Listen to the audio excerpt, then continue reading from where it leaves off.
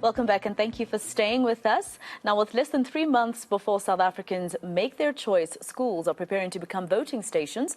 The Basic Education Department and the Independent Electoral Commission are partnering to get them ready. Joining us for more on this, I'm joined by the Basic Education spokesperson, Mr. Mhlanga. Thank you for coming into studio.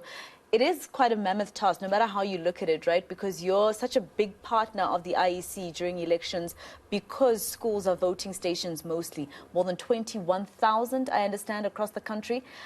How does it work? Do you partner with the IEC and make everything ready, or do you just give them the whole and stay away from everything else? Good afternoon, Masaka. Well, we avail our schools for use by the IEC because we have presence everywhere.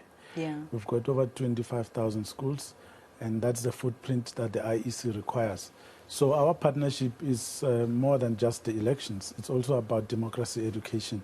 Every year at this time, we work with them to deepen democracy education by bringing it to the classroom as well, but also galvanizing members of the public to be aware of the democracy that we have, how to participate in it, particularly in a year like this one where it's a huge election year, and not just the election year, but we also have our school governing body elections taking place in this very month. So we partner with them in all those types of matters.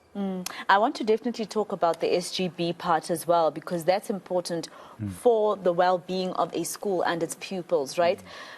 But talk to me about, in terms of the safety at schools during election, and particularly election day or election week even. You know, there are some communities, we've seen it in Vuwani, for instance, that will target voting stations, essentially schools, because they're disgruntled about service delivery or whatnot, and they try and use election day to put their message across. How do you deal with that? Is there intelligence that tells you which areas are vulnerable?